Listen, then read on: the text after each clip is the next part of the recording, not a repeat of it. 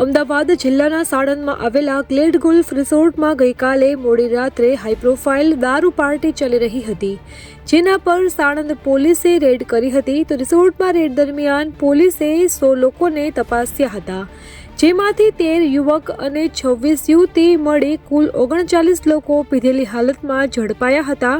તો તમામને મોડી રાત્રે જ મેડિકલ માટે સિવિલ હોસ્પિટલ લઈ જવામાં આવ્યા હતા. તે બાદ રાતના 3 વાગ્યાના અરસામાં તમામને સાણંદ પોલીસ સ્ટેશન લાવવામાં આવ્યા હતા. તો સાણંદ પોલીસે સમગ્ર મામલે ગુનો દાખલ કરીને તમામની ધરપકડ કરી છે.